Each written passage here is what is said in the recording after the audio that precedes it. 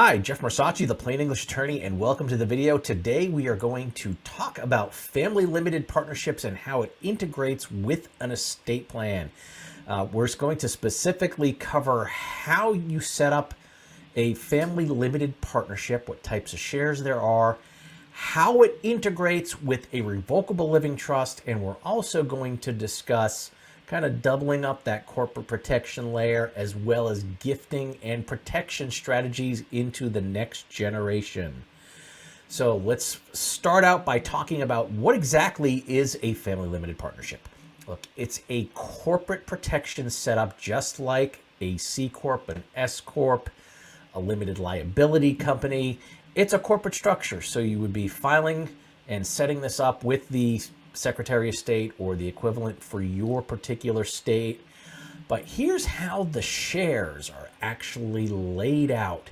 You are going to have general partnership shares and you're going to have limited shares, and this is going to provide a potential big benefit to the gifting part of that whole strategy. So let's go ahead and take a look at exactly what we're talking about with this setup. So we have that family limited partnership. It's created. There's the Doe Family Trust with John Doe and Jane Doe, who are the trustors and or trustees. And they're also kind of running the family businesses. And what we have is 4 limited liability companies. And let's kind of keep it simple, but just a little bit of a variation so that we're not going too overboard. 3 separate LLCs with rental properties, and each of them is worth about $500,000. And then they also do some small car leasing, and that is also a kind of $500,000 business. So those are the 4 LLCs that they currently have set up. So how is all of this supposed to work with that revocable living trust, and how is the ownership set up? That becomes a big thing, and it's often becomes big point of confusion with my clients that really isn't necessary if you think about it the right way. So what we have is we start out, you have your general partnership shares in a family limited partnership. So typically it's 1% per general partner. So really we're talking about John and Jane Doe. This is the family business that they've set up and they've started running. Each of them has their 1% share. So it's 2% general partner shares. The rest gets filled with limited shares. So now let's talk just a little bit about those limited shares and what exactly they mean. General partnership shares control everything. Even though it's only 2% of the value, it's 100% control vested within that 2%. They run everything. They have the full authority to deal on behalf of the family limited partnership. They can do whatever they want. They can declare profits or not, buy and sell assets, go into new business ventures. It's all up to them. What about the limited shareholders? They got nothing. There's no control, no ability to vote, no ability to influence anything. They just receive those shares and that's it. If profits are declared, okay, they're 98% of the profits have to go out to them because they're the shareholders in the limited shareholders. They get their share of the profits that are declared. But as you can see a little bit later, we're going to talk about how exactly do we stop profits from going out to those limited shareholders until and unless mom and dad, John and Jane Doe, are ready to go ahead and give profits out to the kids. Because the real idea here is that we want to get some assets down to the next generation to help avoid estate taxes, but they don't necessarily want to give up control, nor do they want to give up the profits of the business just yet. So it's an estate-based transition that they're talking about. How do we do that with those shares? So we're going to really go into that a little bit. Let's go ahead and take a look back. One more thing that I definitely should mention. And this seems like a downside, but it's an easily corrected one. The general partners have personal liability. We do not want that. We will also address how do you end up avoiding that. So now the next step is we're going to move all of these existing LLCs into the family limited partnership. So it's the family limited partnership that are now the owners. Now, this is a very important point. You cannot have LLCs that are taxed as S corporations being owned by a family limited partnership. It kind of destroys that status. So this is something where you want to make sure you are coordinating well with the accountants and the other tax professionals to make sure that they understand, okay, this is what's going to happen. I worked with some clients for quite a while. They were really intent on doing this because they can see their businesses growing. They want to get it to the next level. And they're accountants. They know what they're doing. They know what they're doing. They really know what they're doing when it comes to business stuff. And it turns out they really didn't understand the concept of trust. They didn't understand anything about how the family limited partnership was going to get set up and their existing companies moved into the partnership. They said they did, but then when it came right down to it, we had everything set up. We're talking about the transfers.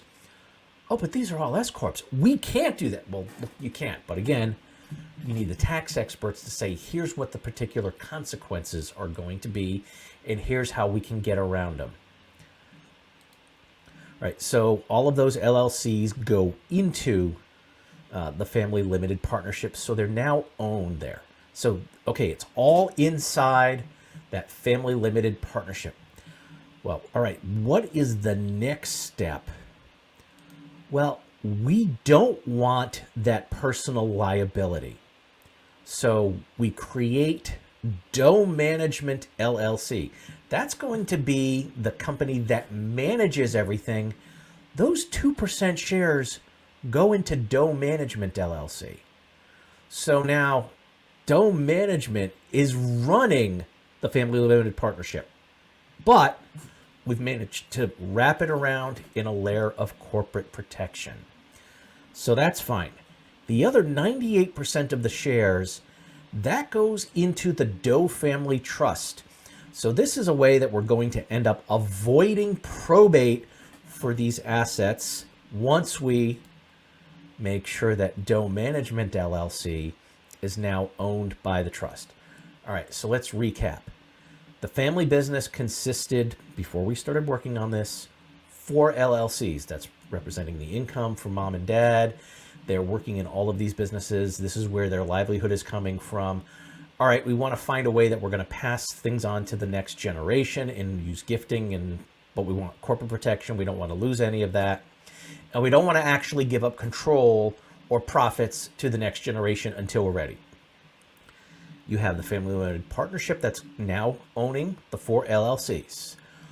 We have the 2% general partner shares, so the family limited partnership. How is that owned? 2% is by Doe Management LLC, which Doe Management LLC is owned by the Revocable Trust. And now the 98% of the limited shares are transferred and also owned by the trust. So really, it's these 3 entities that are now holding and controlling everything and still providing corporate protection so that the personal assets don't end up being on the table for any kind of lawsuit as we're working and moving forward. You don't have to have personal liability for business actions and business transactions just because you want your company to be owned by the Revocable Living Trust and avoiding probate. So this is how we can wrap that all up together. Well, now here's where we're going to get into a little bit more complications, but this is going to end up helping things work. We want to start gifting assets in the form of limited shares down to the next generation. Well, how exactly are we going to do that? We can do it in a protected way. Now, you don't have to do it this way. If your clients aren't jumping on board with this, all right, you can give it to them directly. But I am a big proponent of making sure that we can protect and keep assets in the family and doing it the right way, particularly when we're talking about family businesses and family assets. You don't want to end up gifting it in a way that could potentially end up having it on the table for not just lawsuits, but divorce. So let's just talk a little bit about that. We have Jim, Jennifer, and I have another name there. I called it Jefferson in a lot of my others, but just to keep it shorter, Jerry in the example. So we've got the 3 kids.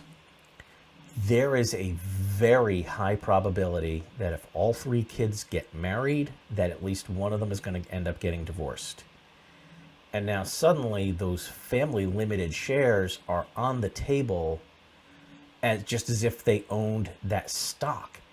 It's not an inheritance. It was a gift. And so that may complicate things, particularly, when you're talking about this. Do they really need to give up other assets in order to just keep the family business within there? Oh, I have to give my spouse the whole entire house to balance against the value of these shares.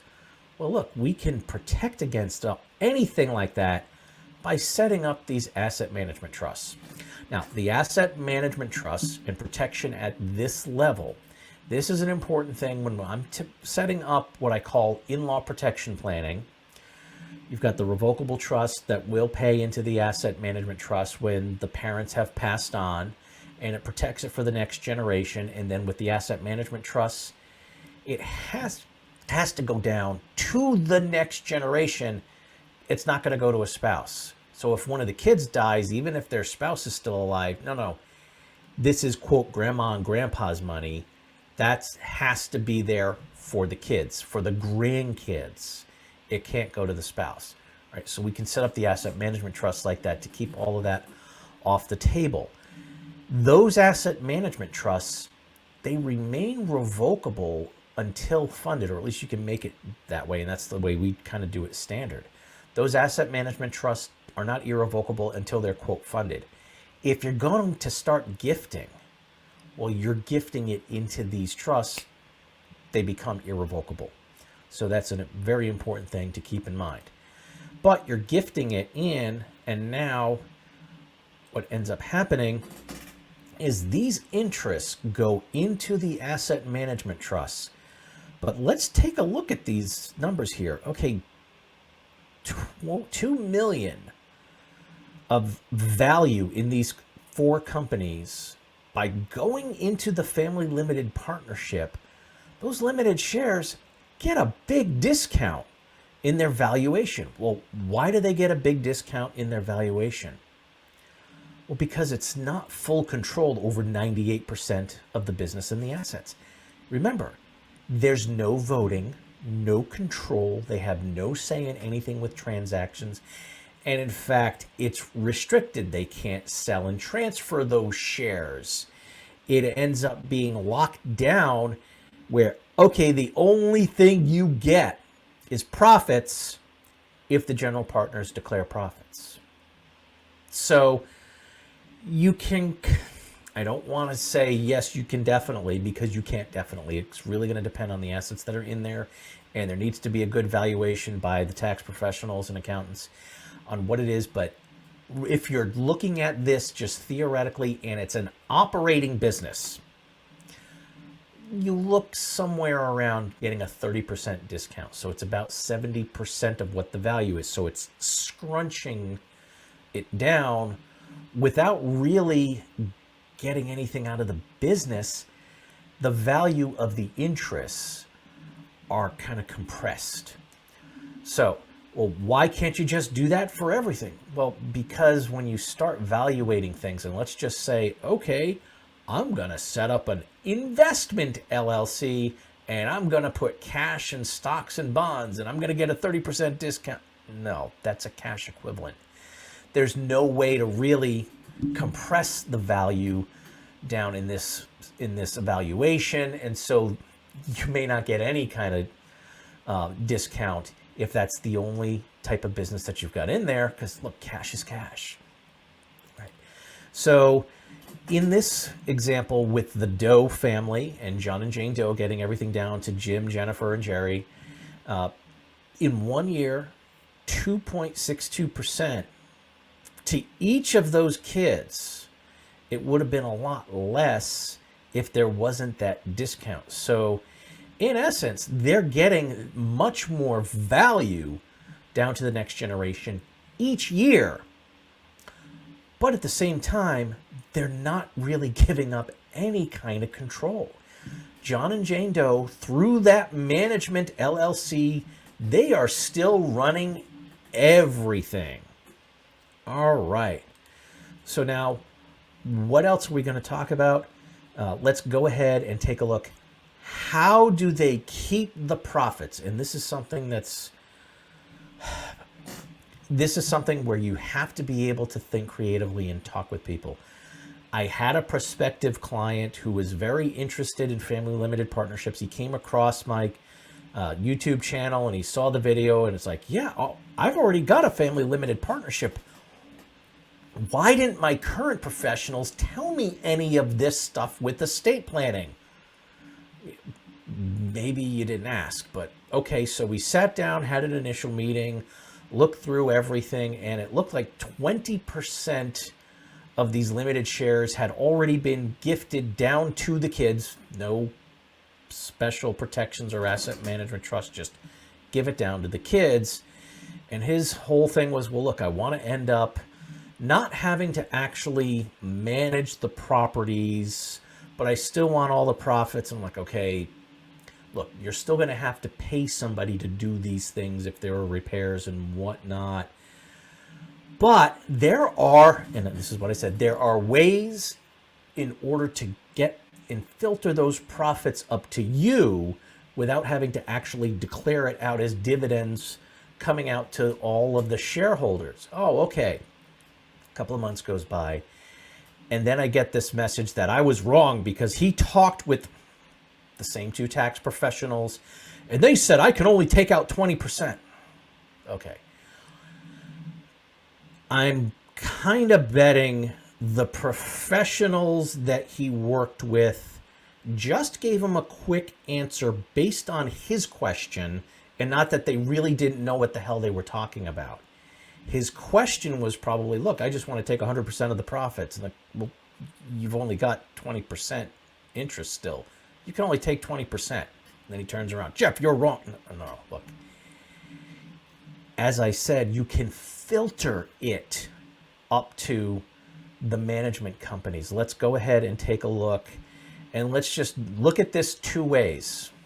So we can keep the profits with John and Jane Doe, not distribute the profits to these children trusts. Even if you got all 98% down to the kids at that level, you don't have to give them the profits, again, unless it makes sense.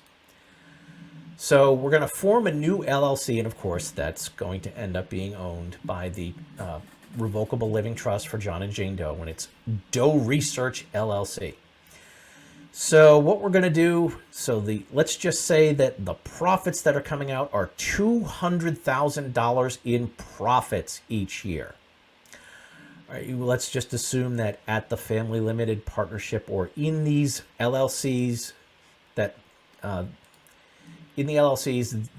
they're getting paid a salary for doing some of the work. Let's take that off the table. Let's just talk specifically about $200,000 in profits coming out of these 4 LLCs in one fashion or another. And it's like, all right, what do we do with this? All right. The management LLC, we're going to, quote, hire a property manager for $100,000 a year salary. And so they're going to oversee and make sure all of this stuff is done appropriately and accounted for. Okay, well, why can't that property manager be John Doe or Jane Doe, one of them. The other thing is, well, okay, we have these now excess profits of $100,000. Do we have to declare profits? No, because Doe Research can do some research for the family limited partnership. Let's just say they're going to do a real estate marketing research report and come together and bring together some research. How do we market appropriately for real estate? What's going on out there? Should we, what needs to be done in order to get better tenants and get more money out of there? This is something that they can do and run some reports just based on public reporting that's out there or some paid research, just data that they can get pretty cheaply, but put into a report. Now, if this is a legitimate expense, they may not have to put a ton of work into it, but it's still, okay, we've got the research company, they're going to bill $15,000 for their work. What if that's excessive? How dare, well, wait a minute. Who's going to complain? Are the kids going to complain? Well, look, if the kids are going to complain, then you probably shouldn't be gifting to them anyway. But is the government going to complain? Are the taxing agencies going to complain? Well, no, because you're still declaring the profits for the research. They're receiving the money, and so it's taxed at that level. It's just not taxed at the FLP level. You're going to end up paying the taxes, but you don't have to do it in the form of profits coming out of the family limited partnership. It's an expense. So, all right, just very, very basic business. Your profit is your revenue minus expenses. All we're doing here is we're raising the expenses so that the profit comes out to zero. So let's take a look at a few more of these items. Automobile marketing research, $10,000. Hey, look, we've got a $500,000 company on car leases. We want to make sure we're doing everything appropriately. We want to make sure we're getting the most profit out of it. We're going to do this marketing research, and we're going to hire Doe Research to do it. Okay, Doe Research happens to be owned by John and Jane Doe through their revocable trust. Okay, fine. Land purchase opportunity research. Okay, what properties are out there? Does it make sense to invest in any more properties and set up another LLC in which to rent it out? Some property management cost savings courses. So Doe Research can come up with different ways for property managers, and we can have that brand new property manager attend these classes. Maybe it's once a month, and cost savings courses and how to get the most out of it and maintain the property appropriately. All right, this is something that Doe Research is putting on as providing as a service. Now, this is just a bonus if there are other property managers in the area that might want to actually attend this, and you make it a real full-blown course. Great. $15,000 property and auto leasing liability assessment report. Okay, what's all the potential liabilities that are out there? Come up with different ways in order to justify putting together a real report. Auto leasing versus a sales report. What's going on in the industry? Again, all data you can probably get online or for a small fee. And then real estate sale versus rental analysis. Does it make sense to sell any of the properties that are inside any of the rental companies, or should we just stick with where we are and keep renting? And is the rent done at an appropriate level? All right. Between the property manager and all of those different reports and analysis and courses and whatnot, there's your entire profit before those expenses. So all you've done is you've brought the expenses up to equal what the revenue is at the family limited partnership level, but it's gone to companies owned and controlled by John and Jane Doe. So you managed to keep and hold on to all of those profits. I mean, the easier thing might be, okay, just have John and Jane Doe be listed as co-property managers and they each get a $100,000 salary. But look, there are other ways to filter this money out so that it doesn't have to go down to the kids. Well, all right, what if we wanted to go down to the kids? We'll make that determination, talk with the accountants, figure that out. You can actually distribute it into their asset management trusts. So, okay, there's going to be taxes on those profits, but now it's at the next generation level. So there's a lot of different opportunities here that you can run through, and there are a lot of different opportunities here that you can run through with your clients. And it's flexible because, look, it's all set up, but each year, how are you going to handle the revenue and the income and, quote, profits in order to make sure that John and Jane Doe are taken care of, but we're also working well with their estate? So let's just go ahead and recap, because this seems like an awful lot. And it is. It's not just, well, let's just set up a revocable living trust and one LLC to control everything, and it's the LLC interests are in the trust. Well, no, there is some corporate layering here. Now, the way I always talk about trust funding, it's like, when we build a revocable trust, we are building a suitcase. So we built the suitcase, but now you've got to pack it. Well, if what we have here are these LLCs, the 4 LLCs for John and Jane Doe need to get into the suitcase, well, maybe it's like it's going into a container or a bag that also gets put into the suitcase. So talk just a second, corporate liability. Each LLC, you'd have to get through to the LLC. Oh, we want to get to the larger FLP. Well, now you've got another layer of corporate protection in order to get through. So that's actually doubling that up. All right, so I hope you found that information useful. Look, as I always tell my clients, please stay safe, plan ahead, and enjoy life. And whatever you do, make it a great day. And now we will move over to question and answer.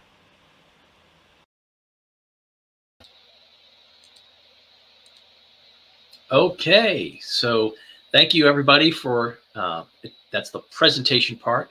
Now we're opening everything up for question and answer, and we also have Shalene on the line. All right, so go ahead and put whatever questions you've got in the chat, and we'll just kind of take it from there. Now, before we do that, if you can please help me out, go ahead and hit the subscribe button and like the video. It just kind of helps me get this information out there. Plus, just as an offer, you're allowed at any point to just go ahead and distribute my videos to, if you think the content is going to be good and valuable for your clients, just go ahead and distribute it. It's fine. All right, so let's go ahead and, like I said, put any questions you may have into the chat. All right, not seeing anything immediately, but there is a little bit of a lag time.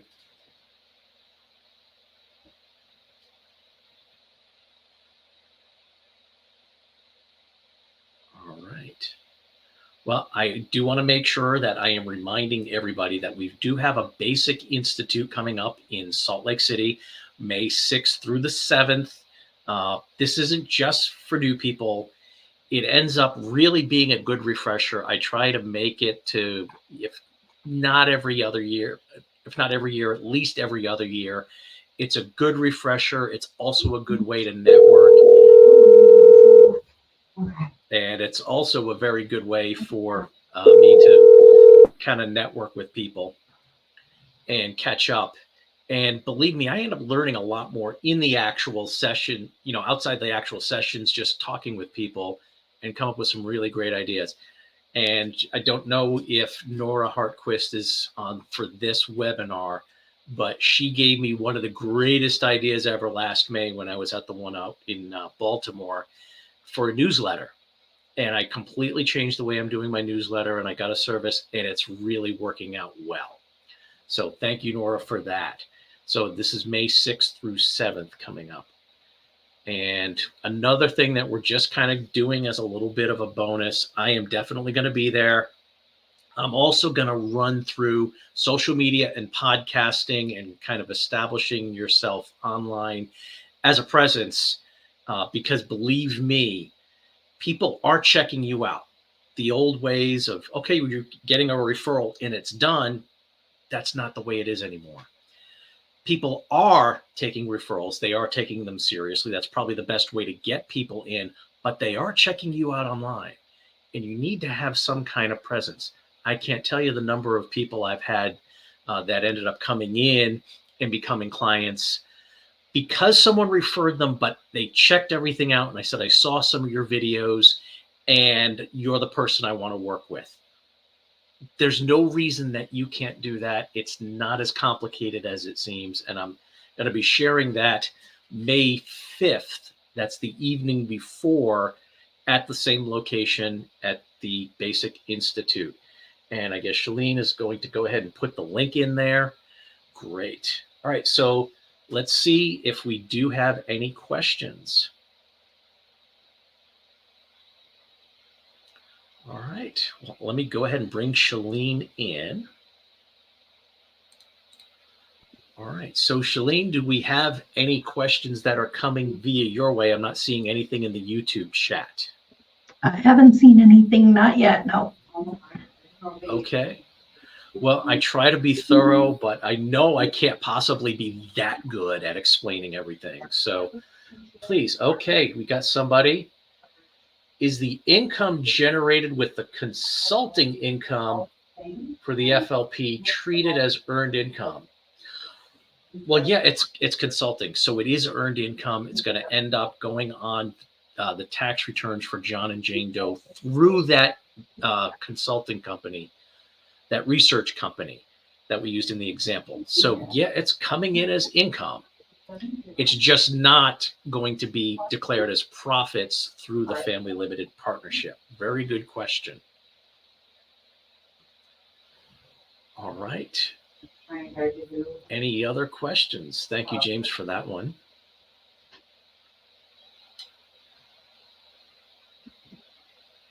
All right.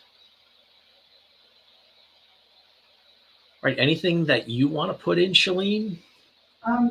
I think you covered everything. But yeah, the Basic Institute, that is the May 6th through 7th.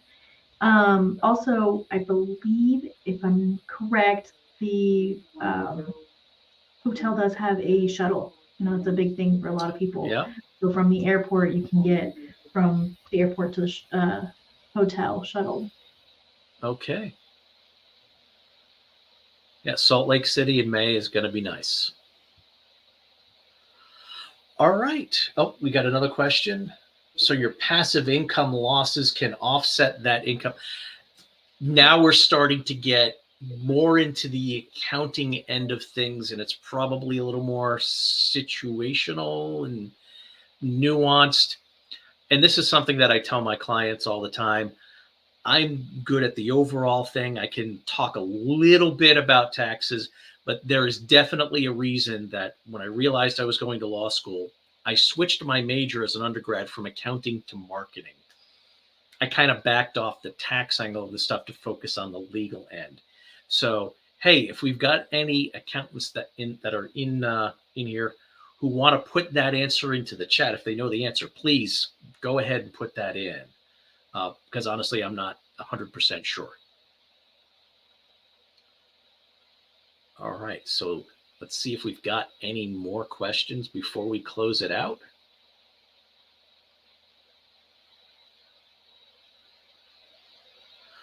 All right, so like I said, please go ahead and like this video, hit the subscribe button, and just to let you know, on Thursday, the video that's coming out is actually a video with our own Bobby Setzer talking about the importance of conferences and conventions and how you really get a lot out of attending these, not just in terms of the knowledge of the subject matter, but networking with other people and other professionals. And I kind of call it mutual mentoring. So please go ahead and check that out. So thank you very much for attending. And like I said in the video, what I always tell my clients, please stay safe, plan ahead, and enjoy life. And whatever you do, make it a great day. Thanks for attending.